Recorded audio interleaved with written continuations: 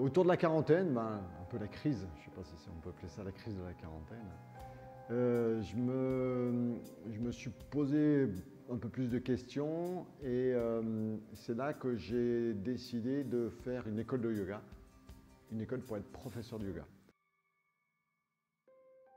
Le shiatsu travaille sur le corps, travail individuel sur une personne, la personne est allongée et on travaille sur les méridiens.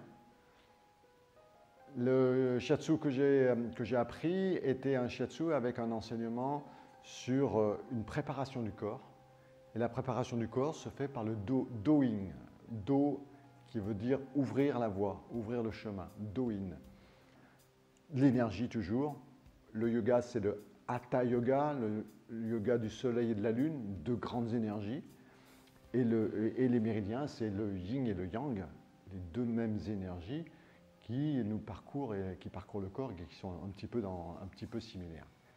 Et le shiatsu va faire le même travail que l'acupuncture, sauf qu'on va être avec les doigts. Par exemple ici, il y a le point du gros intestin et le fait de faire une pression sur ce point-là permettra de relancer l'énergie dans ce point-là ou au contraire de calmer cette énergie.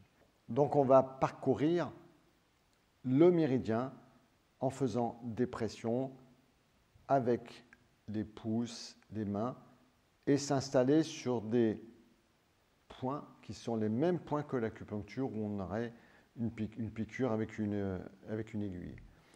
Le shiatsu donc, se fait sur une personne.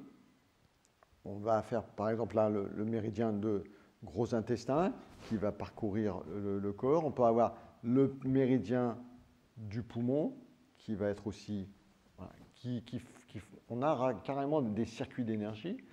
Et avec le doing, on fera déjà des ouvertures, des préparations, des massages, des percussions. Et avec le shiatsu, la personne, elle sera complètement abandonnée, détendue. Il y a une sorte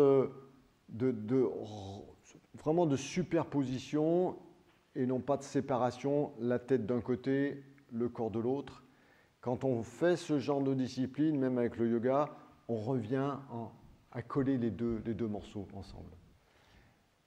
Les personnes qui rentrent, même avec des fois un petit peu de crainte et de résistance, on travaille sur le corps, mais il y a tout de suite le mental qui vient aussi se transformer. Une clarté, on ne voit plus les choses de la même façon. On ne verra plus les choses de la même façon quand on aura fait du yoga, quand on aura fait du shiatsu, du doing. Bon, eh ben écoute, on va tester un petit peu de shiatsu. Hein. Il faut se sacrifier un peu. J'allonge mes bras comme ça? Ouais, voilà, donc le shiatsu va se pratiquer une pression qui va être perpendiculaire à la peau. Donc on peut être avec pression que l'on fait avec les mains, où on s'installe sur la personne, des pressions que l'on va faire avec les pouces. Et là, on ne presse pas la personne, on ne pousse pas à la personne. L'idée est de s'installer avec le ki, et le ki qui viendra du hara. Donc on s'installe sur la personne et surtout la pression se fait avec son ressenti. On retrouvera aussi donc un travail qu'on peut faire sur la cage thoracique. La cage thoracique, les méridiens continuent, ils ne s'arrêtent pas seulement au niveau du ventre. Et là, on peut travailler sur des méridiens très importants, dont le principal méridien qui va être le méridien du cœur. Un des grands méridiens, le méridien du cœur qui va être ce qu'on peut appeler l'empereur du royaume de tous les méridiens. se mettre sur une direction et de se dire, bah voilà, c'est dans cette direction que je veux aller.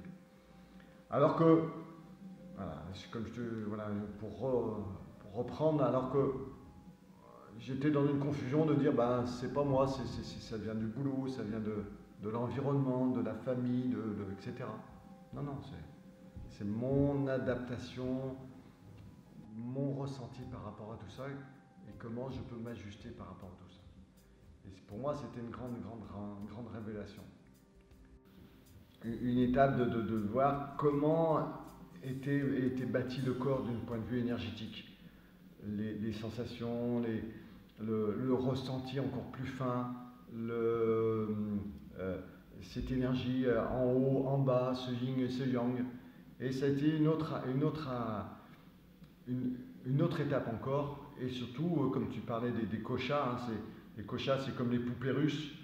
Le yoga m'a permis d'ouvrir la boîte de la première poupée russe et voilà, je continue d'ouvrir chaque boîte et je défais chaque poupée russe pour essayer de voir qu'est-ce qui se passe à l'intérieur.